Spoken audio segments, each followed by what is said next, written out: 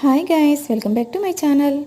మైసూర్ బోండాస్ వేయడానికి 2 కప్పులు మైదాపిండి తీసుకొని కొంచెం వంట సోడా, టేస్ట్కి సరిపడా సాల్ట్, కొద్దిగా జీలకర్ర, కొంచెం ఆయిల్ వేయండి. ఇట్లా ముఖ్యంగా కావాల్సింది హాట్ వాటర్, లైట్గా గోరువెచ్చగా చేసుకొని ఆ వాటర్ వేసి కన్సిస్టెన్సీ ఇలా వచ్చేలా కలుపుకొని హాఫ్ అన్ అవర్ పక్కన ఉంచుకోండి. ఈలోపు వేరుశనగుల చట్నీకి ప్రిపేర్ చేసుకుందాం. వేరుశనగులు వేయించుకొని పక్కన ఉంచుకోవాలి. చల్లారి పెట్టుకొని పొట్టు తీసుకొని ఉంచుకోవాలి.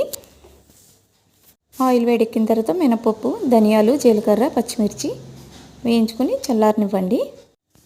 ఇప్పుడు 2 వెల్లుల్లి రేఖలు, కొద్దిగా సాల్ట్, టేస్ట్ కోసం కొంచెం షుగర్ వేసుకోండి. ఇప్పుడు వేయించి పక్కన పెట్టుకున్న పచ్చిమిర్చి, వేరుశనగుళ్ళు వేసుకొని ఇలా మిక్సీ పట్టుకోవాలి. చట్నీ ప్రిపేర్ అయ్యే లోపల ఈ పిండి నానిపోయింది. చూడండి, మైసూర్ బోండాస్ అయితే ఎంత బాగా వచ్చినాయో. క్రిస్పీగా చాలా బాగుంటాయి. హాఫ్ అన్ అవర్ నానితే సరిపోతుంది ఈ పిండి అయితే.